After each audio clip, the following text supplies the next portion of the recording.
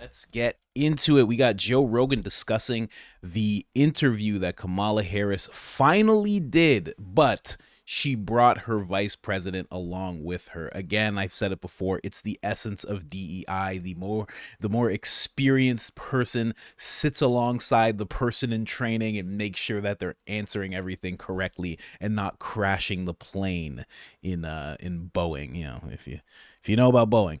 Anyway, man, I got a whole bunch here for you guys. Joe Rogan and Mike Baker are going to be talking about that whole interview process and what that's going to look like. And then we're just going to go through a bunch of highlights that I found because it was a sad interview.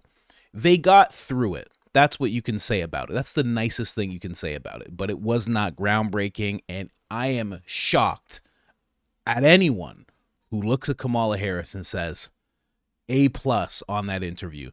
The CNN panel couldn't even say that about Kamala Harris, and I'm going to play that for you guys at the end. But let's go with the Joe Rogan clip first, and then we'll run through the highlights. Let's go. Kind of not. He's kind of quit. Who is in charge? That's the question I think a lot of people were wondering. Well, Kamala's on tour, so she can't be doing. She's out there doing concerts. Oh, she's going to do an interview tomorrow night. With Tim, though. With Tim, because she's a strong woman, so she wants a strong man by her side. She does not want to be alone out there, which is wild. You have to be alone. Who the fuck has ever done an interview? The only interview since they have been nominated by their party, right? Since they've been chosen. Who has ever not done an interview for this long? Yeah, and then I get why, because they get away with it. Look, they got a very compliant and incurious media for the most part, right? And they're just letting it go. Compliant. It's more than compliant. I know. I'm trying to be. Yeah, you're trying to be nice. Yeah, I'm trying to be nice. Complicit is a better word. Yeah, and it's on CNN, and it's taped. It's not even live. Right. And it's the two of them, and there is no way in hell. Maybe I'm going to be wrong. I hope I'm wrong. I hope it's a hard-hitting interview where they ask. I tell you what, actually, what I would love to have them ask first is, okay, Vice President, I guess you have to say Madam Vice President, how long were you aware of President Biden's mental decline? Yes. Because right up until the last minute, you were talking about how sharp his attack he was and how vigorous he was and how he was, better than men half his age. And what I don't understand is how people aren't marching on Washington with pitchforks and torches over the fact that this small group, her and who else? Anita Dunn, the chief of staff over at the White House, Klain, a variety of that cabal's not that big of people who had daily contact with President Biden, and they just lied to the American public for a significantly long time. They just deceived the American public, and nobody seems to give a shit. Right? Well, it's also, why was anyone believing it? Right. That's what was crazy. Right. And we were getting shit on left and right during the campaign where I was like, when I compared him, I said, Biden being president is like having a flashlight with a bad battery and going for a long walk in the woods. There's no fucking way. Banging on it, it's not gonna working. Make it. And people were saying, no, don't you know he stutters? And they were saying all the. Well, there's no evidence of him stuttering when he was younger. This is crazy. There's a mental decline there. There's nothing wrong with mental decline. We're all going to experience it someday, kids. Yeah. But to say that it's not happening just because you don't want the other side to win is bananas. Yeah, and that's what crazy. It was. Anytime you called it out, because we all saw it, like you said, we're all heading in that direction. It's probably the one thing we all have in common. And we all know what it looks like. Everyone's got aging parents or aging grandparents. Yes. And so we knew it intuitively, right? Every time you saw him and he made a slip up or he faltered or he just kind of started staring off into space or he moved the way that he was moving, like you've seen your grandpa move, we knew it. But if you dared bring it up, you were just kicked in the ass, right? And suddenly somehow you were ageist and you were hyper partisan and you were just and you were MAGA and you were the epitome of gaslighting. Gaslighting to the extreme because it was so obvious and in your face. It's like, no, it's not raining out. Like what?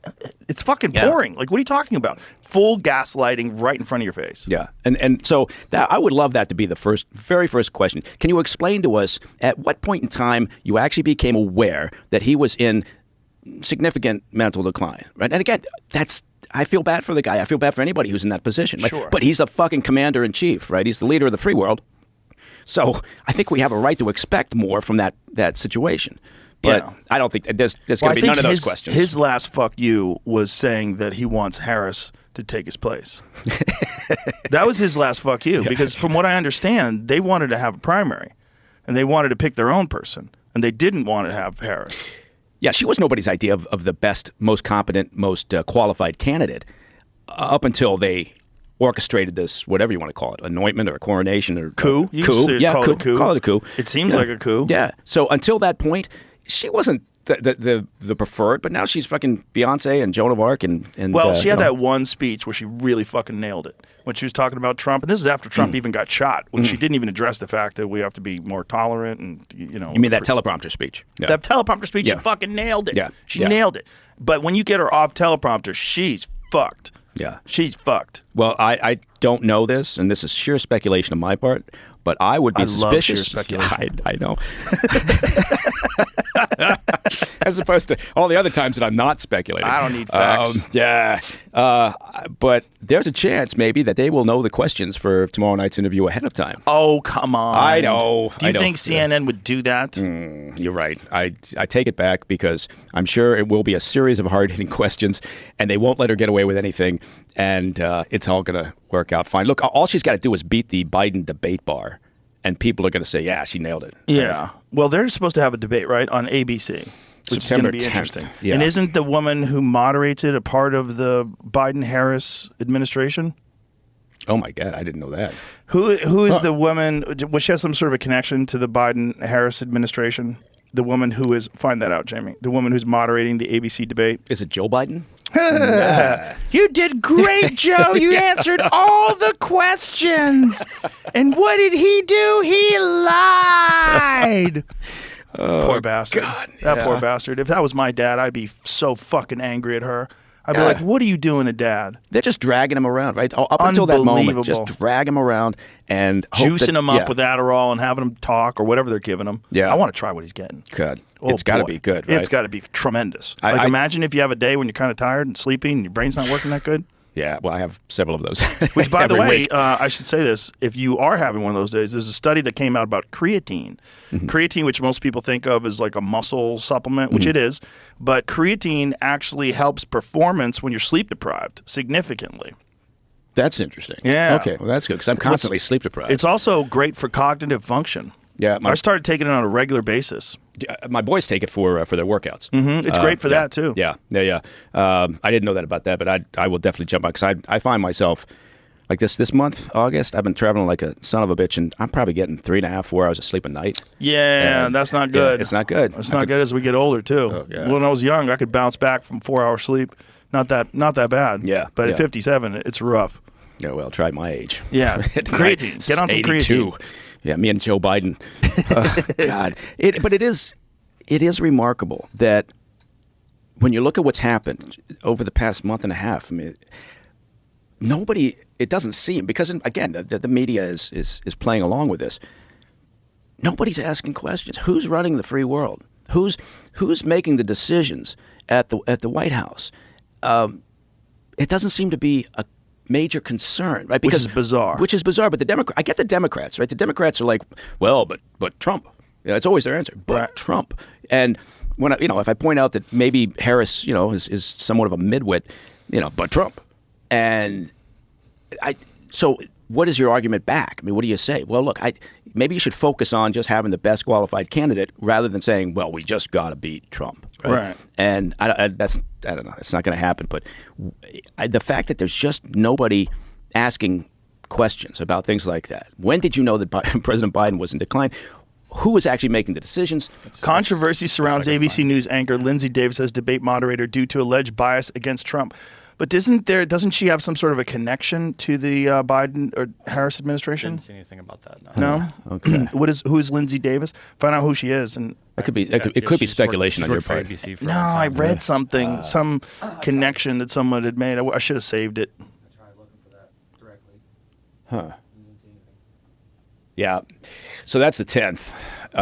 But again, I would say that, hey, look, it's much like this, this upcoming interview, right? She just got to get through it without a major screw up. And I think they're going to say, look, she did it. She's had her interview. It's all good. Yeah. I just don't think that, people are that curious anymore. Very, very true. Now, again, the CIA's Bert Kreischer, but in this clip he had some opinions. Usually he has like these nothing opinions, and it's like this trailing off, constant sentence. What's it called? A run along sentence. But in this time, this clip, he actually had some solid opinions. It seems like he is like any sane person. He seems like he's more in support of Trump because of how bad Kamala is. I think it was the same thing with Biden. I think he seems like he's on the Trump side of things. Now, what does that tell all the people that are their conspiracy behind Mike Baker being Joe Rogan's handler? Is the CIA backing Trump? Oh, I don't know. I don't think so. I like Mike Baker. I have to say, a lot of people don't like him. I've said it before. He pulls Joe Rogan into these conversations. Mike will be like, let's talk about this. I'll be like, okay. Whereas when it's a comedian, the comedian's just like, yes, Joe. Sure, Joe. Huh? What happened? Wow. Like they go wherever he wants to go. He's like, let's just talk about toenails for 40 minutes. And they're like, oh, I love toenails. Okay. If this makes my career, okay. I like that about Mike Baker. He has his own things going on, so he doesn't have to really, what is it? I want to say bow to Joe, But I mean, again, I've said it before, I'll say it again. I don't know if you're ever an ex-CIA agent. You know what I mean? Does he still have clearance? If he still has clearance, means he still communicates. If he still communicates, means that he still has to do things in their favor, say things in their favor. There's actually a clip. Let me just get onto these clips of Kamala Harris. Let's start there. But there's actually a clip in this episode where Joe starts talking about the Kennedy files and the possibility of this agency being involved. And Mike's like, we're like, okay, buddy, we see what's going on here. So, but all in all, he seems like an okay guy. But let's start with this. This is what Kamala Harris is going to do on day one. Just black eyes. Look at just black eyes. Just a puppet for the elites. All right, let's go. Vice President, Governor Walz, thank you so much for sitting down with me and bringing. Madam Vice President, Governor Walz, thank you so much for sitting down with me and bringing the bus.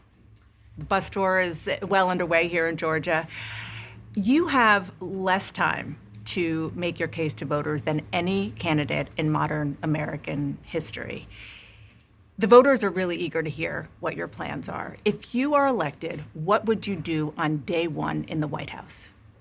Well, there are a number of things. I will tell you, first and foremost, one of my highest priorities is to do what we can to support and strengthen the middle class.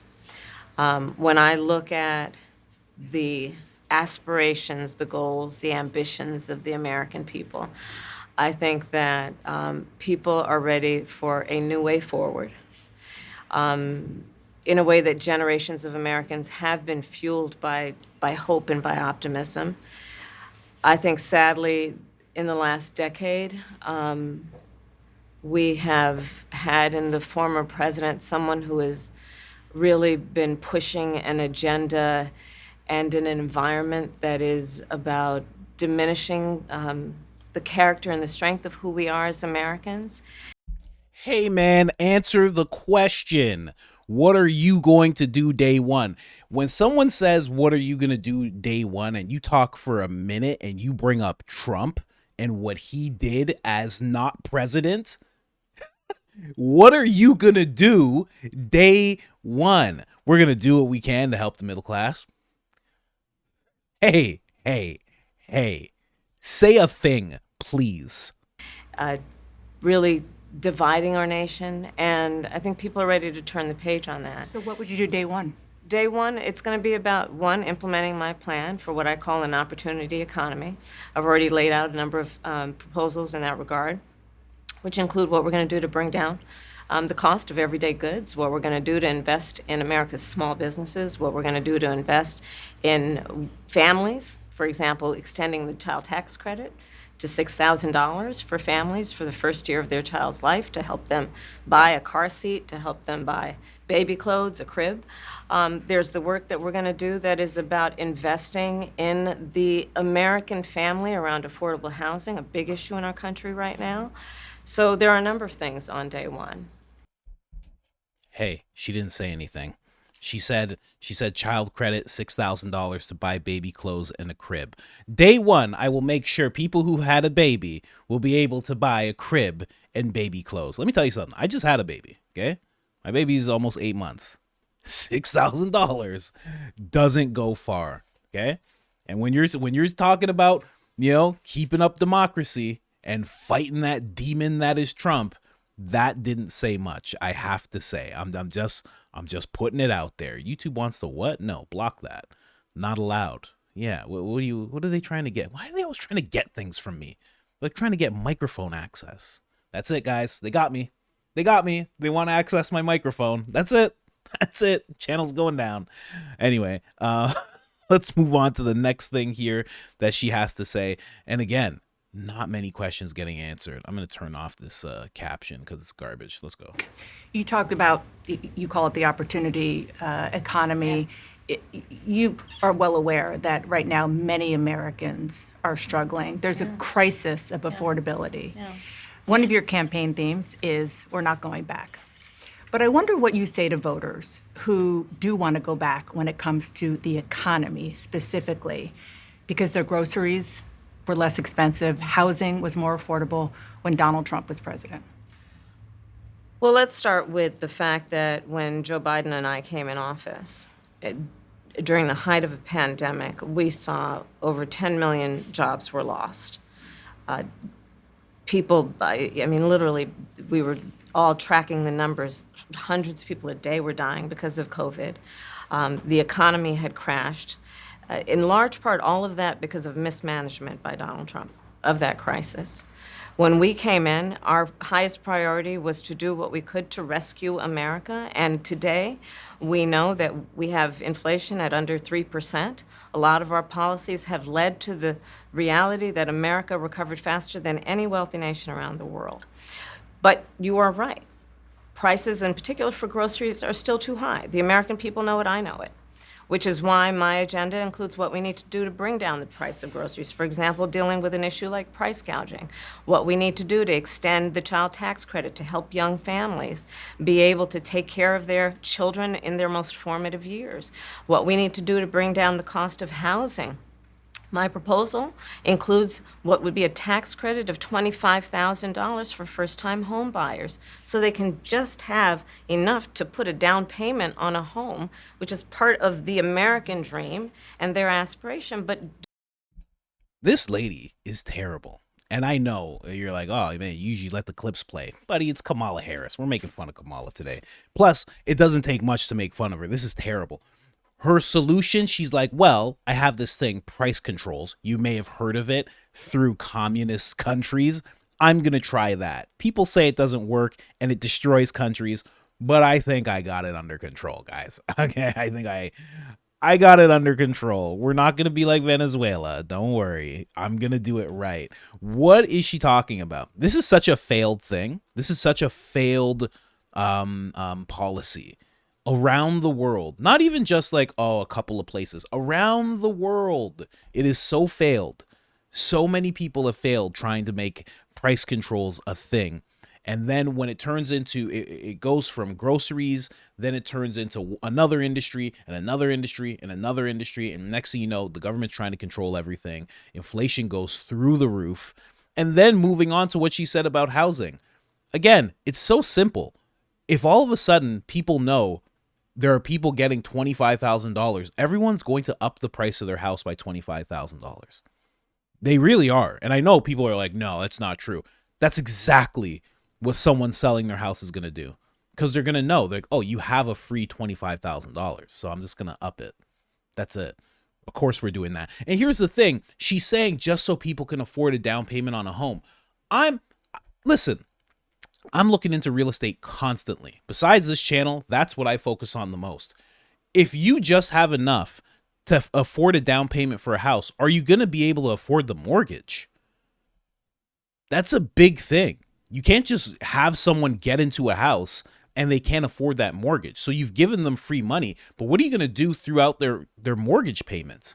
All of a sudden they have a mortgage of, let's say, $4,000, $3,500, and they can't afford that.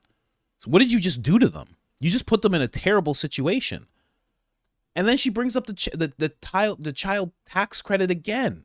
If you just make the economy booming and create more jobs, you don't have to worry about all this. People will be able to do all these things. I don't know, man. She's so out of touch. It's crazy. We're going to move on to the last clip, the flip-flop clip, because there's a whole lot of flip-flop. What do they want access to? What do you want from me? No, you're not getting access to my microphone. They're asking me on every tab. No. Okay, let's get into it. There's more to do, but that's good work. I want to get some clarity on where you stand on some key policy issues. Energy is a big one. When you were in Congress, you supported the Green New Deal. And in 2019, you said, quote, "There is no question I'm in favor of banning fracking." Fracking, as you know, is a pretty big issue, particularly in your must-win state of Pennsylvania. Sure. Do you still want to ban fracking?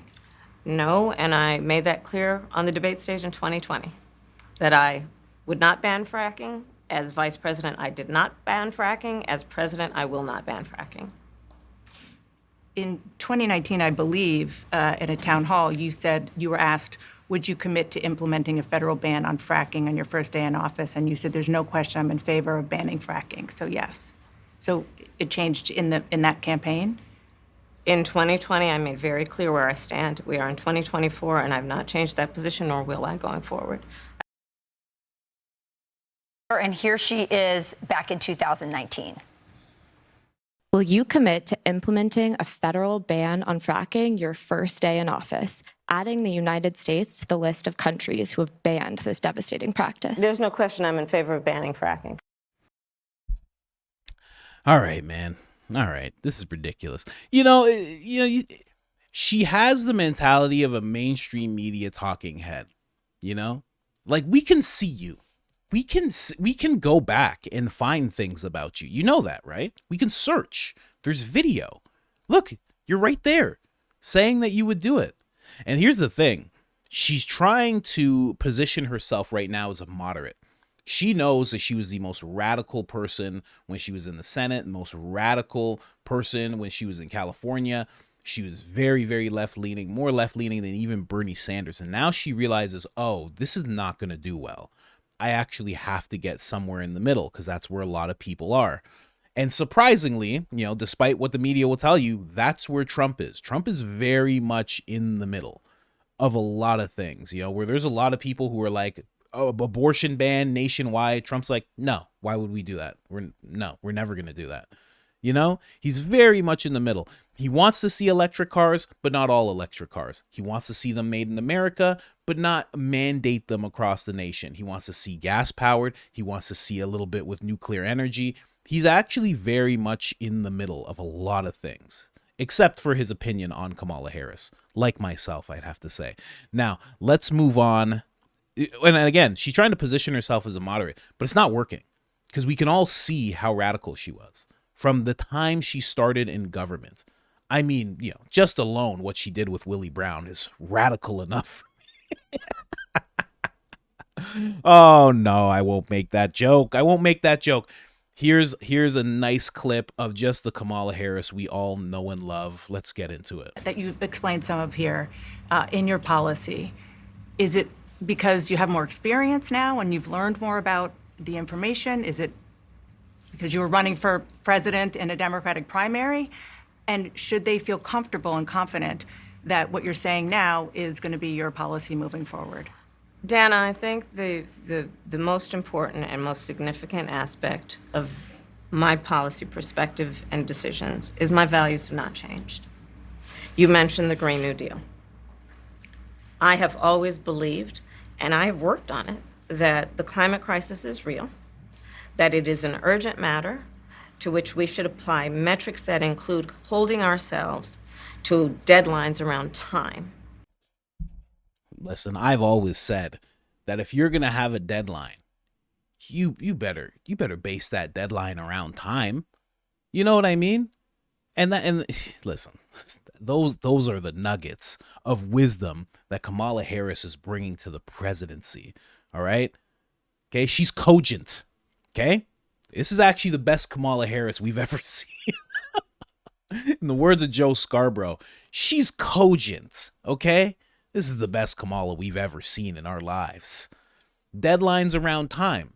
I've never heard Trump talk about deadlines around time. He didn't even think about that, did he? I might switch sides, guys. I might switch sides.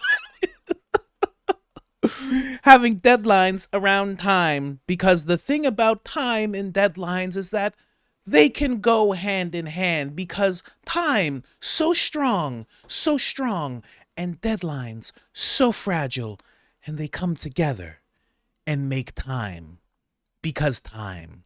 Anyway, let's move on. This is actually her talking about the question that Mike Baker had in mind. Is she regretful for how she spoke about Joe Biden? Although the entire world could see that he was in a deep, steep decline. Listen to this.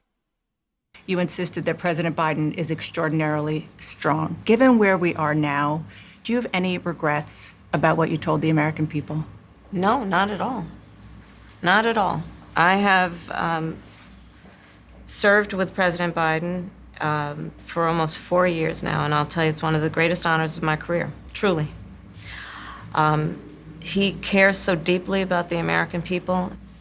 He has the intelligence, the commitment, and the judgment and disposition that I think the American people rightly deserve in their president. By contrast, the former president has none of that. It was a carefully worded answer, but one that really was very careful not to even in the slightest way undermine President Biden. Yeah, I sort of simultaneously admire the loyalty, actually, because it would be tempting to just say, you know what, this was ridiculous, and he made it. But she didn't. But at the same time, you know, before he got out of the race, upwards of 90% of the American people thought he was too old to run again, and she was out there in the face of that saying, no, he's fine. She's still saying that. And no one really believes it. So I guess the real fundamental question is, are people going to give her the grace on that and say, well, she's got to say that because it's her boss? Or give her the credit for... No, you're still lying. You're still lying. And you're bold-faced lying to the American people. You can't even look the interviewer in the eye when she's talking to her. But you're just lying. You're just making stuff up. He has the intelligence. He has this. He has that. Everyone can see that that's not true. Everyone, people who love Biden could see it. Joy Reid said she would vote for a corpse. That's what she was comparing Joe Biden to. Okay, like, it's just, And whoever is willing to vote for her, but then can also see that Joe Biden was in a decline, you're watching her in real time lie to you. Why would you trust this woman? And I honestly think that's going to be a big hit. That's going to be a bigger hit than people actually think, because a lot of people are going to be like, oh, she's still making stuff up. Like a lot of black people. I don't know. There's a lot of white people, a lot of white liberal women who got brainwashed, and they're just like, we got to do the right thing here. We got to do the right thing. And then there's these male feminists that are like chasing after the liberal women. They're like, oh, Kamala, I'm all for Kamala. We need change in democracy. But black people are like, bruh, I need money. I need money. You don't understand. It's dire situations out here, okay?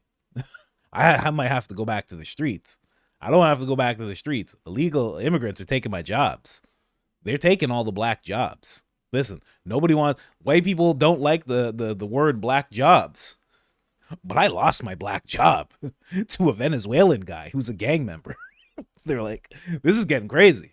Black people can see what's going on. A lot of black people aren't going to like that she just said that, to be honest. And this is where they actually address Tampon Tim, and his stolen valor. This is very, very interesting. Listen to this. The country is just starting to get to know you. I want to ask you a question about how you've described your service in the National Guard. You said that you carried weapons in war, but you have never deployed actually in a war zone. A campaign official said that you misspoke. Did you? Well, first of all, I'm incredibly proud. I've done 24 years of wearing the uniform of this country. Equally proud of my service in a public school classroom, whether it's Congress or the governor. My record speaks for itself, but I think people are coming to get to know me. I speak like they do. I speak candidly. I wear my emotions on my sleeves, and I speak especially passionately about our children being shot in schools and around guns. So I think people know me. They know who I am. They know where my heart is. And again, my record has been out there for over 40 years. My guy has tampons in his ears because he didn't answer the question. He just started talking. Hey, man. Hey, this is an interview. I know neither of you have ever been in an interview before, but this is an interview where you answer the question. Let's see if he does it. Speak for itself. And the idea that you said that you were in war. Yeah. Did you misspeak, as the campaign has said? Yeah, I said we were talking about, in this case, this was after a school shooting, the ideas of carrying these weapons of war. And my wife, the English teacher, told me my grammar is not always correct. But again, if it's not this, it's an attack on my children for showing love for me, or it's an attack on my dog. Hey, man. Hey. Hey, let me just be clear. No one cares about your dog. Okay, bro? Hey, no one cares about your dog. Everyone cares that you're a socialist and that you put tampons in a boy's washroom. Okay? Those are the main things people care about, and that you have a lot of stolen valor going on. For him to just say it's his grammar, let me give you the exact quote. I want to make sure that these weapons of war that I carried into war don't get on the streets. That's what he said. How is it his grammar? My wife's an English teacher and she said, hey, man. Hey, you ever used words before? Is this his first time with words? He's never done this. It's amazing. Hey, let me tell you guys something. I keep saying it. Look right there. That guy was in Congress. You can be in Congress too. I'm telling you, there's someone out there right now. You would do a hell of a lot better of a job than this guy right here. And you should go for it. I'm telling you, take the steps, go for it. I'm telling you, you could do it, man. You could do it. Let's move on though, because I don't want to hear Tampon Tim talk anymore. No, Joe didn't talk about this. Let's just do the CNN compilation of them actually talking about Kamala Harris's interview. You'll be surprised what CNN actually has to say about this whole thing. Let's get into it. It wasn't I don't think she moved the ball that much forward. Maybe she didn't score a touchdown. I don't think everyone was saying this was like an A+, but they basically got through it. We saw why it took her 35 days to do an interview. She was mushy, she was weak, and it was artificial. It felt contrived the whole way. In her second sentence, she said we need a new way forward. But she's the incumbent vice president, so she made the case for change in her second sentence into the interview. I don't think it worked out very well for her. I don't think there's a policy separation that they've created with Biden. Obviously, she gave a kind of personal defense of him. The fact check, bottom line, Abby, is that she did not actually make clear at a 2020 debate that she had changed her previous support for a fracking ban. But maybe other people feel differently. I certainly did not hear anywhere in there Kamala Harris saying that she personally had abandoned her previously expressed 2019 view. She has this very carefully controlled, I think it was an 18-minute interview. Trump goes to La Crosse, Wisconsin, and just stands there and has an open front, town hall meeting, ask me what you want. He took more questions in that one town hall meeting in La Crosse than she will take in the next 2 weeks. She is making it clear that she will embrace and be a continuation of Biden's economic policy, his record, what they've done. She offered no remorse, no regrets, no introspection about anything they've done. I think it was actually incredibly confusing, the entire interview, from the tone to the setup to the questions that were asked without any sort of follow-up. But I also think it shows the ineptness of this entire campaign in putting her forward. Let me just tell you something. That was CNN and correspondents from Fox. And when CNN and Fox are on the same page, you done effed up. You messed up bad. It's gonna be real bad. As you can see in these polls right here, Trump is up by 6 points. This is no joke. Trump is up everywhere on Kamala Harris. This is absolutely ridiculous. And they keep on doctoring those polls. Ladies and gentlemen, it was a terrible interview. I did what I could to make it more digestible. I'm sorry you had to look at Kamala Harris for so long. I do apologize for that. But we got to bring you the interview. She hasn't done an interview ever in her life. That's what it seems like. She's never done this before. So much so she needed Tim Walz to actually sit beside her. But then she didn't realize Tim's grammar isn't actually all that good. And sometimes when I'm just saying something that I have to say, I end up lying, and my wife's an English teacher, and sometimes people attack my dog, you know. What? Hey, man, no. This is the most, and they took away the R word. I can't use the R word, but it's the most R word campaign I have ever seen in my life. This is crazy. Anyways, guys, like, subscribe, turn on the notifications. Other than that, I'm out.